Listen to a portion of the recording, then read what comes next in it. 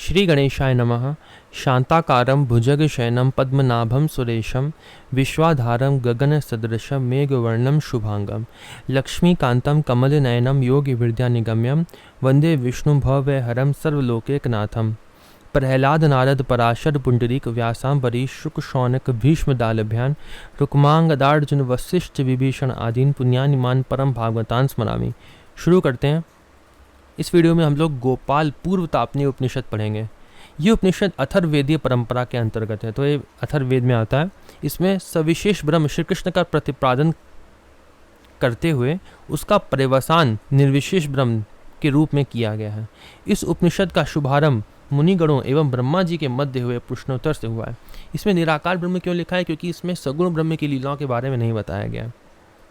इसको इस उपनिषद में बताया गया है कि परम देव कौन है, गोविंद कौन है, और मंत्र के बारे में भी बताया गया है, और अंत में स्तुति भी बताई गई है। आगे इसमें लिखा है, सर्वप्रथम मंगलाचरण भगवान श्री कृष्ण का स्तवन है, तदुपरांत गोपाल कृष्ण के परम देवत्व का विवेचन है।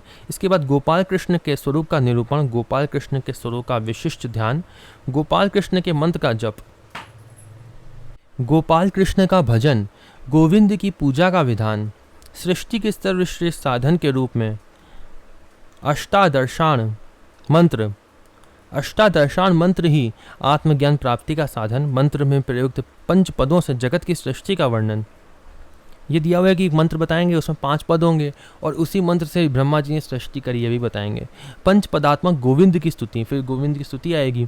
गोपाल कृष्ण के ध्यान, जप और भजन का विशद वर्णन क्रमशः किया गया है।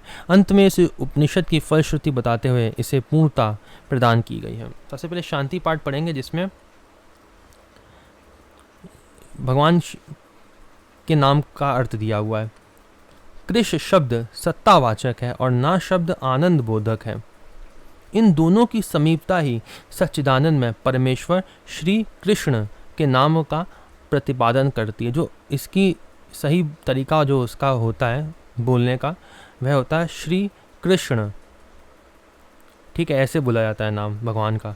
अनायास ही सभी कुछ कर सकने में समर्थ सच्चिदानंद में भगवान श्री कृष्ण को जो वेदांत के द्वारा जानने योग्य हैं, वह हम सभी की बुद्धि के साक्षी एवं संपूर्ण विश्व के गुरु हैं। ऐसे श्री कृष्ण को सादर नमन वंदन है।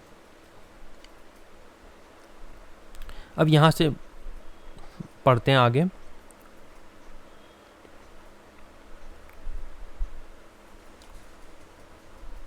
वैसे इसमें इसका जो अर्थ होता है श्री कृष्ण का अर्थ होता है जो अपनी तरफ सबको खींच ले।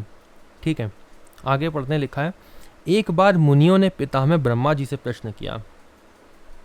ये जो 2 मंत्र आएंगे, जो दूसरा मंत्र और तीसरा मंत्र है, इसका गोपाल पूर्व तापनीय उपनिषद का ये बहुत ही प्रचलित मंत्र है और कई लोगों को ये मंत्र पता होगा। पहले तो प्रश्न उन्होंने पूछा ब्रह्मा जी से, कह परमो देवा, सबसे परम देव कौन है, पूछा। ठीक है, अभी पहले मैं प्रश्न पढ़ रहा हूँ। कुतो मृत्यु बिर्भेति, किससे मृत्यु भी डरती है। लिखा है, किससे मृत्यु भयभीत होती है। कस्य विज्ञाने नाखिलम विज्ञातम भवति, किसके तत्व को सम्यक रूप से जान लेने के पश्चात सभी कुछ पूर्णतया ज्ञात हो जाता है। केन एदम विश्वम संसरतीति, ये जगत किसके द्वारा प्रेरित होकर आवागमन के चक्र में भ्रमण करता रहता है। इन समस्त प्रश्नों का समाधान करते हुए भगवान ब्रह्मा जी ने मुनियों से कहा, हे मुनियों, जैसे प्रश्न किया था ना, का परमो देवा, इसका आंसर है कृष्णो वे परम देवतम। हे मुनियों, श्री कृष्ण ही सर्वश्रेष्ठ देवता है। फिर पूछा था, कुतो मृत्यु बिभेति, इसका आंसर दिया है गोविंद मृत्यु बिभेति, गोविंद से मृत्यु भी भयभीत रहती है। फिर पूछा था, कस्य विज्ञाने नाखिलम विज्ञातम भवति, गोपी जन वल्लभ के, क्या पूछा था, किसके तत्व को सम्यक रूप से जान लेने के पश्चात सब कुछ पूर्णतः ज्ञात हो जाता है। तो इसका उत्तर दिया, गोपी जन वल्लभ के तत्व को पूर्णतः जान लेने से सभी कुछ सम्यक रूप से ज्ञात हो जाता है। फिर पूछा था कि यह जगत किसके द्वारा आवागमन के चक्र में भ्रमण करता है। स्वाहा रूपी माया शक्ति से प्रेरित हुआ यह समस्त जगत गमनागमन के चक्र में भ्रमण करता रहता है। माया शक्ति से प्रेरित हुआ। माया को चलाते कौन है? कृष्ण ही चलाते हैं। तदंतर उन मुनिजनों ने पुनः प्रश्न किया, हे भगवान, वे कृष्ण एवं गोविंद कौन है? गोपीजन वल्लभ कौन है तथा वह स्वाहा कौन है? कृपा करके बताने का अनुग्रह करें। ऐसा सुनकर ब्रह्मा जी ने उन मुनिजनों को आश्वस्त करते हुए कहा, हे मुनियों, श्री कृष्ण ही पापों का अपहरण करने वाले हैं। पापों का अपहरण करने वाले हैं, पापों को सब जला डालने वाले हैं कृष्ण। वही गौ, भूमि एवं वेदवाणी के ज्ञाता रूप से विख्यात सर्वज्ञ हरि रूप में गोविंद हैं। वह गोपीजन वल्लभ गोपीजनों के विद्या, कला आदि के प्रेरक हैं और इन्हीं की माया शक्ति स्वाहा है। भगवान की माया शक्ति जो है, जिसे संसार बनाते हैं, वह इन्हीं की है। ये सभी ब्रह्ममयी हैं।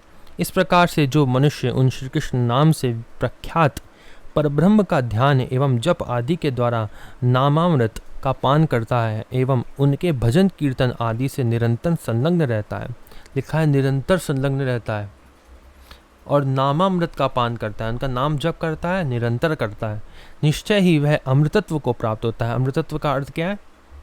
भगवान को प्राप्त कर लेता है, भगवत प्राप्ति होती है। तदंतर उन मुनियों ने पुनः पूछा, हे पितामह, ध्यान करने के अनुकूल श्री कृष्ण का कैसा रूप होना चाहिए? पूछा कि कैसा ध्यान करना चाहिए उनका, उनके नाम रूप अमृत का रसास्वादन कैसे होता है तथा उनका भजन कीर्तन किस तरह से किया जाता है। कृपा पूर्वक स्पष्टतया बताने का अनुग्रह करें। मुनि लोग सब ब्रह्मा जी से पूछ रहे हैं। तदंतर वह हिरण्यगर्भ भगवान ब्रह्मा जी बोले, हिरण्यगर्भ जो है वह ब्रह्मा जी को ही बोलते हैं, ठीक है। तो उन्होंने कहा, हे मुनियों, उन अविनाशी भगवान श्री कृष्ण का ध्यान करने योग्य रूप का वर्णन इस प्रकार है। कैसे ध्यान करना चाहिए उनका, अब बताते हैं। उनका वेश ग्वाल बालों के अनुरूप है, ग्वाल बालों का वेश है उनका। उनका वर्ण रंग नवीन जलधर की भांति, नवीन जलधर, जलधर किसको कहते हैं? मेघ को कहते हैं।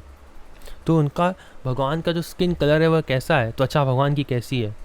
जैसे जब बादल जो होते हैं वो बरसने वाले होते हैं ना, जिनमें पानी भरा होता है, तो उनका जैसा रंग होता है वैसा भगवान का रंग है। श्याम लिखा है, भांति श्याम है। अवस्था कैसी है भगवान की? किशोर अवस्था है भगवान की। और वह भगवान श्री कृष्ण दिव्य कल्प वृक्ष के नीचे विराजमान है। तो हम लोग को भगवान का ध्यान कैसे करना चाहिए? पहले तो ये लिखा है कि ग्वाल बालों का अनुरूप वेश है, उनका त्वचा उनकी कैसी? श्याम रंग की है, किशोर अवस्था है और वह कल्प वृक्ष के नीचे बैठे हैं। ये 4 बातें बताई ध्यान करने में। इसी संदर्भ में ये श्लोक है।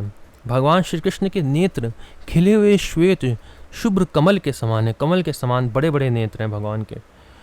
उनके श्री अंगों की आभा मेघ के सदृश श्याम है, लिखा है यहाँ पे, मेघ के सदृश श्याम है उनकी आभा। वह विद्युत के समान तेजों में पीतांबर को धारण करें, पीतांबर धारण करें भगवान। दोनों भुजाओं से युक्त हो ज्ञान मुद्रा में अवस्थित है, ज्ञान मुद्रा में अवस्थित है भगवान।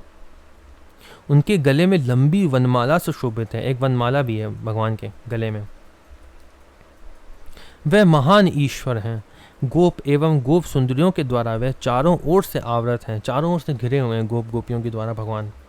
ऐसा ध्यान करना चाहिए, जैसे जैसे मैं बता रहा हूँ वैसे वैसे आप ध्यान करिए भगवान का। वह कल्प वृक्ष के नीचे अवस्थित है। कल्प वृक्ष कहते हैं एक ऐसा वृक्ष जो सभी इच्छाओं को पूरा कर देता है, ठीक है, उसके नीचे भगवान अवस्थित है। उनका श्री विग्रह शरीर दिव्य वस्त्राभूषणों से सुशोभित है, दिव्य वस्त्र पहने हुए हैं भगवान, पीतांबर वो भी। रत्न जटित सिंहासन पर रत्नमय कमल के मध्य भाग में वह विद्यमान है।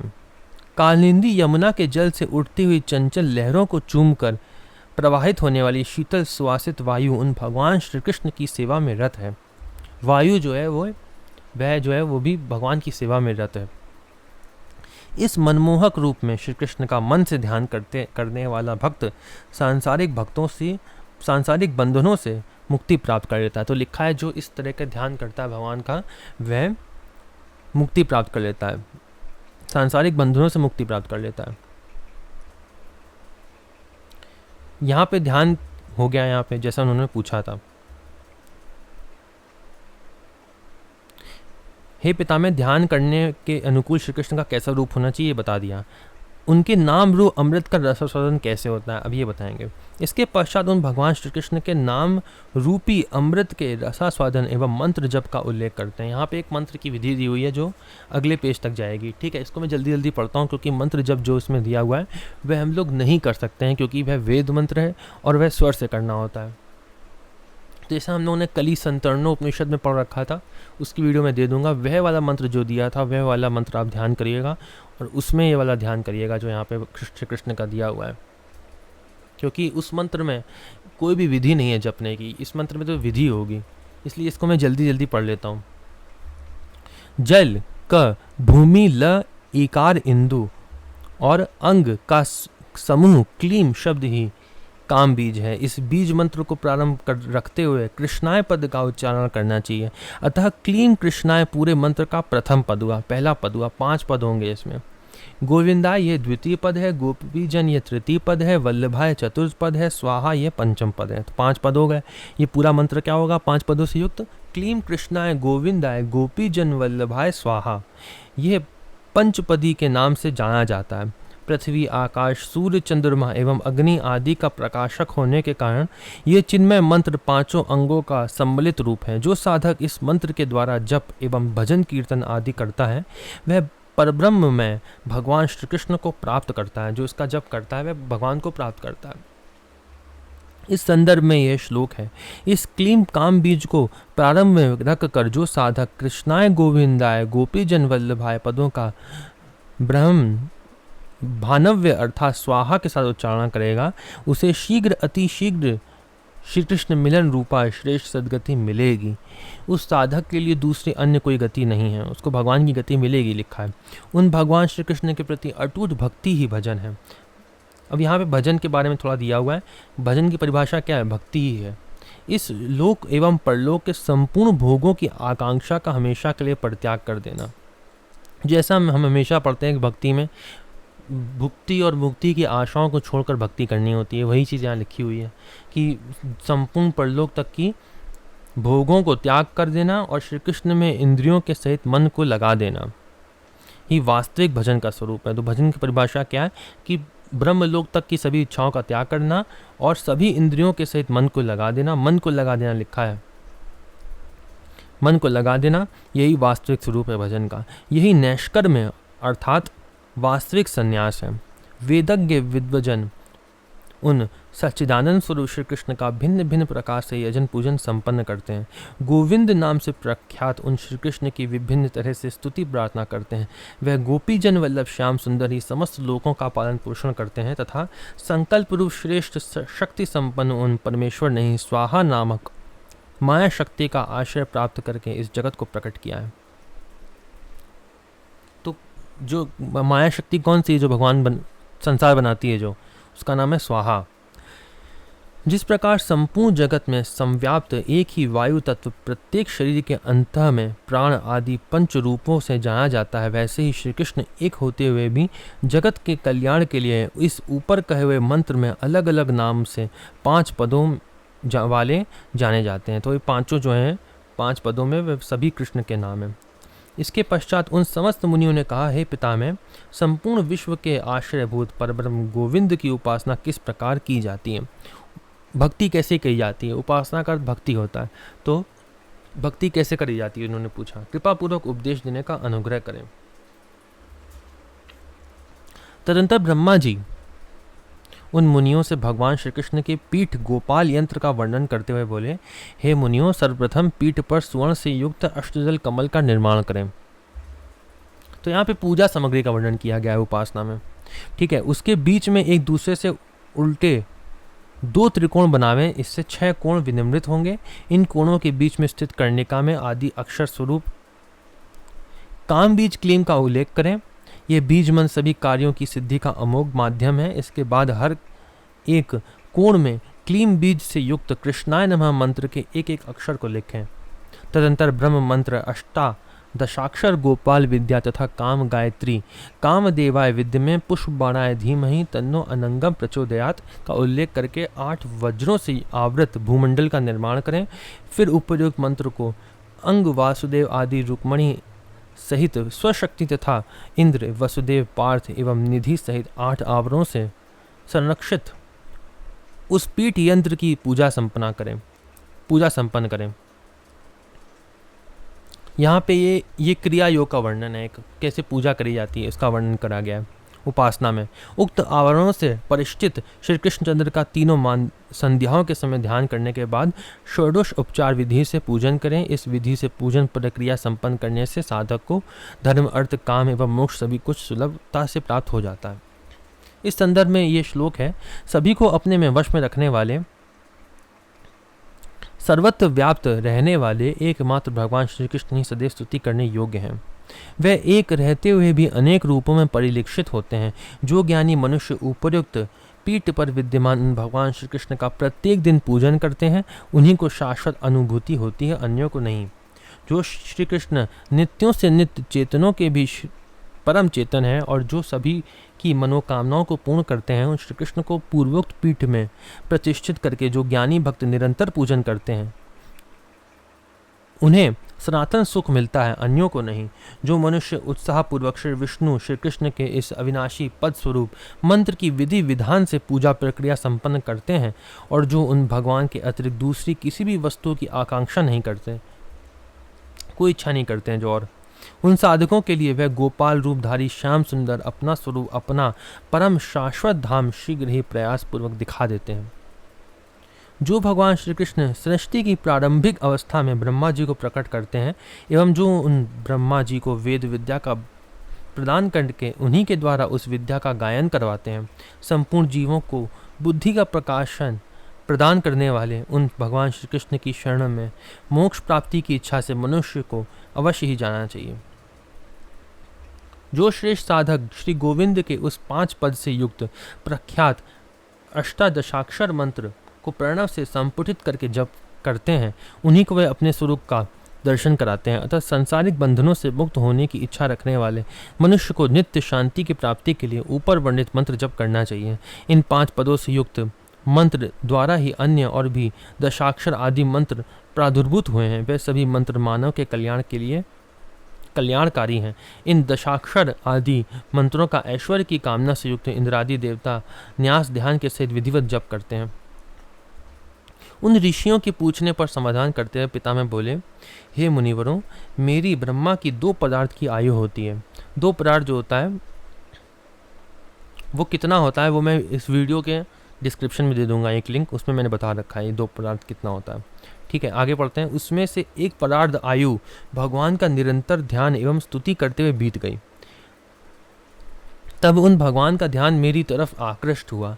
वह गोप वेश धारण किए हुए श्याम सुंदर पूर्ण पुरुषोत्तम रूप में मेरे समक्ष प्रकट हुए। उनके चरण कमलों में भक्ति पूर्वक मैंने नमन वंदन किया।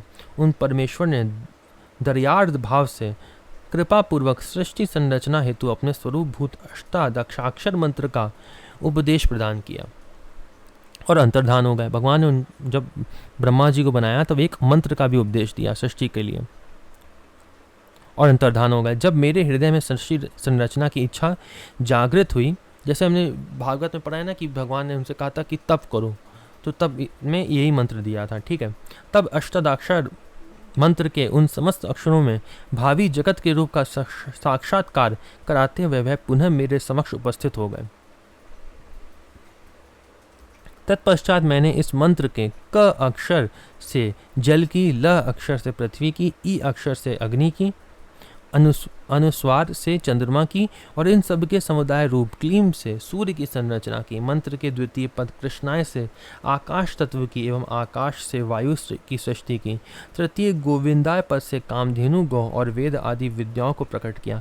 उसके पश्चात चतुर्थ पद गोपी जन वल्लभ से स्त्री पुरुष आदि की संरचना की और सबसे बाद में पंचम पद स्वाहा से संपूर्ण जल चेतन में चर अचर विश्व को प्रादुर्भूत किया। तो इससे हमको क्या मालूम पड़ता है कि जो हमने ये 5 पदों वाला मंत्र पढ़ा, क्लीम कृष्णाय गोविंदाय गोपी जन वल्लभाय स्वाहा, इसी से ब्रह्मा जी ने सृष्टि की।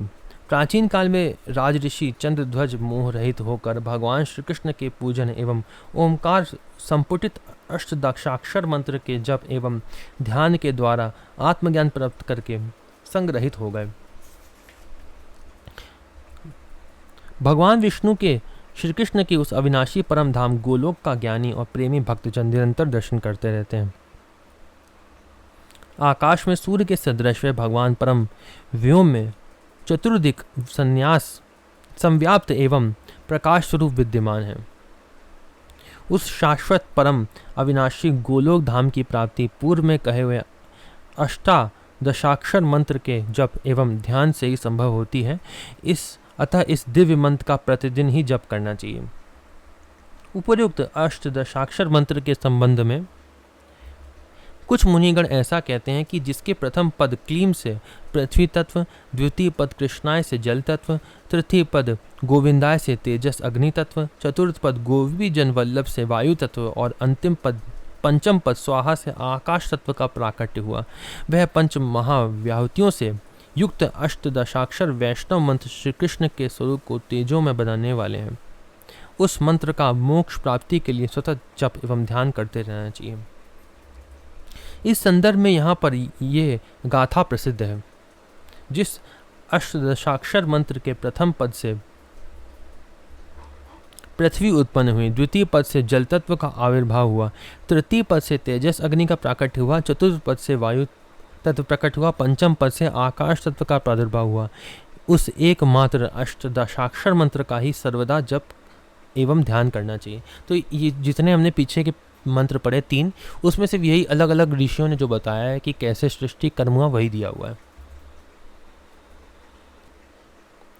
उस मंत्र के जप द्वारा ही राजऋषि चंद्रध्वज ने श्री कृष्ण के अविनाशी शाश्वत गोलोक धाम को प्राप्त किया।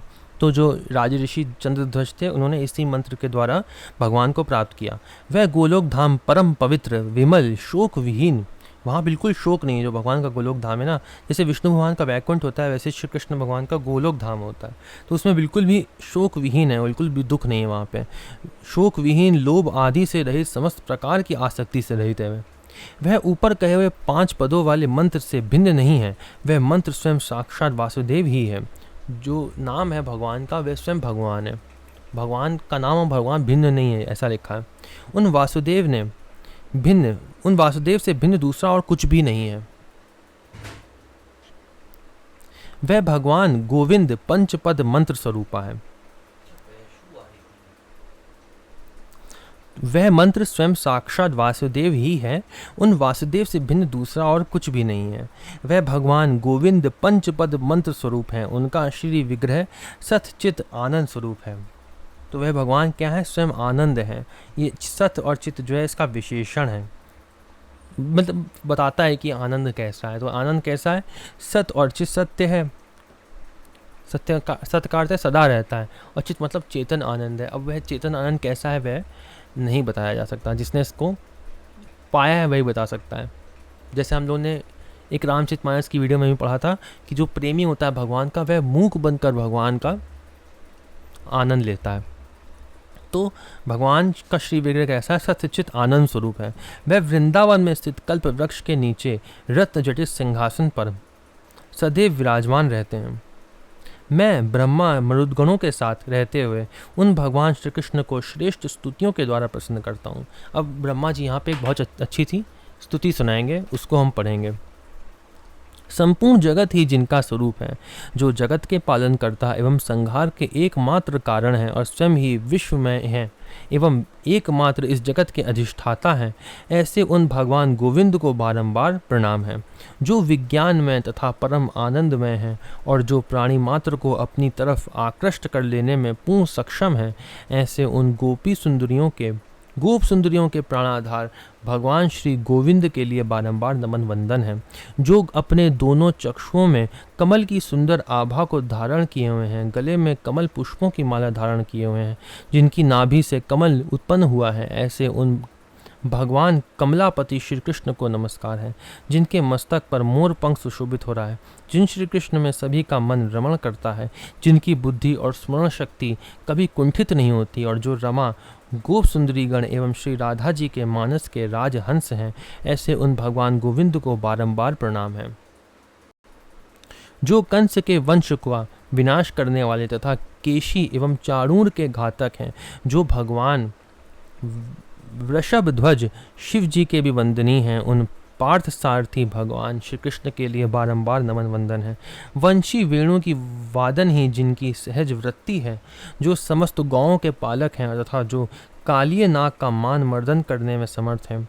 कालिंदी के सुंदर तट पर कालिया हृदय में नाग के फणों पर जो चंचल गति से अविराम लास्य लीला में संलग्न हैं, जिनके कानों में स्थित कुंडल गतिशीलता के कारण हिलते हुए झिलमिला रहे हैं, जिनके श्री अंग खिले हुए कमल की माला से सुशोभित हो रहे हैं और जो नर्तन में संलग्न होने के कारण अत्यधिक शोभायमान हो रहे हैं, उन शरणागत वत्सल भगवान श्री कृष्ण को बारंबार नमस्कार है। जैसे मंत्रों में लिखा है, श्री कृष्णाय नमो नमः, नमः पाप प्रणाशाय गोवर्धन धराय च। हिंदी में पढ़ते हैं, जो भगवान श्री कृष्ण पाप एवं पापी असुरों के विध्वंसक हैं, व्रज वासियों की रक्षा हेतु अपने हाथ की एक उंगली पर गोवर्धन पर्वत को धारण करने वाले हैं, पूतना के प्राणों का अंत करने वाले और तृणावत असुर का संहार करने वाले हैं, उन भगवान श्री कृष्ण को नमस्कार है। जो कलाओं से परे हैं, जिनमें मोह का सर्वथा अभाव है, जो स्वरूप से ही परम पवित्र एवं श्रेष्ठ हैं, अशुद्ध स्वभाव एवं आचरण से युक्त रहने वाले असुरों के शत्रु हैं और जिनसे पृथक और कोई नहीं है, ऐसे महान भगवान श्री कृष्ण को बारंबार प्रणाम है। लिखा है संस्कृत में, अद्वितीयाय महते श्री कृष्णाय नमो नमः। हे परम आनंद परमेश्वर, आप मुझ पर प्रसन्न हो। हे प्रभु, मुझे आधि व्याधि मानसिक एवं शारीरिक व्यथा रूपी सर्पों ने डस लिया है, कृपा करके मेरा उन व्यथाओं से उद्धार करें। हे श्री कृष्ण, हे रुक्मणी वल्लभ, हे गोप सुंदरियों के चित्त का हरण करने वाले श्याम सुंदर, मैं इस संसार सागर में डूब रहा हूँ। हे जगत गुरु, आप मेरा उद्धार करें। हे केशव, हे क्लेश हरण करने में समर्थ नारायण, हे जनार्दन, हे परमानंदमय गोविंद, हे माधव, आप कृपा करके मेरा उद्धार करें। स्तुति यहीं पर समाप्त होती है। आगे पढ़ते हैं, लिखा है, हे श्रेष्ठ मुनियों, जिस प्रकार मैं ब्रह्मा इन स्तुतियों के द्वारा परमेश्वर भगवान श्री कृष्ण की उपासना करता हूँ, वैसे ही तुम सभी लोग भी 5 पदों से युक्त ऊपर कहे हुए अष्टाक्षर मंत्र का जप एवं भगवान श्री कृष्ण का ध्यान करते हुए, पहले लिखा है कि जप करो, फिर लिखा है ध्यान करो, जैसे ध्यान बताया, और उनकी उपासना आराधना में निरंतर संलग्न रहो। इसके द्वारा संसार सागर से पार हो जाओगे, इससे तुम पार हो जाओगे। इस प्रकार से पिता में ब्रह्मा जी ने उन ऋषि मुनियों को उपदेश प्रदान किया। जो श्रेष्ठ मनुष्य इस पूर्वोक्त पंचपद युक्त अष्टदशाक्षर मंत्र का निरंतर जप एवं भगवान श्री कृष्ण का चिंतन करता है, स्मरण को भी देखिए इसमें बताया गया है, जप भी करें और स्मरण भी करें, ये दोनों बातें इसमें बताई गई हैं, निश्चय ही वह भगवान के उस अनुपम परम अविनाशी पद को प्राप्त कर लेता है। वह परम पद गतिशील नहीं वरन नित्य एवं स्थिर है, किंतु फिर भी वह मन से भी अधिक तीव्र गति वाला है। भगवानमय होने से ही वह अद्वितीय है, वहां तक देवता या वाणी आदि इंद्रियां कभी नहीं पहुंच सकती हैं।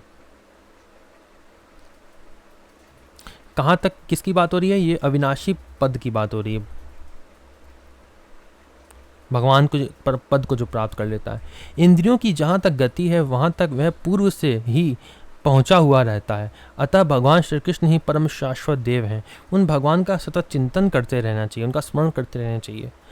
मंत्र जप द्वारा उनके नाम रूप अमृत का सतत रसास्वादन करना चाहिए और उन्हीं भगवान का नित्य नियमित भजन करते रहना चाहिए। उन्हीं के भजन में सदैव संलग्न रहें। ओम परमात्मा ही सत्य है। इस प्रकार ये उपनिषद विद्या पूर्ण हुई। इति गोपाल पूर्व तापनी उपनिषद समाप्त। ओम नमो भगवते वासुदेवाय।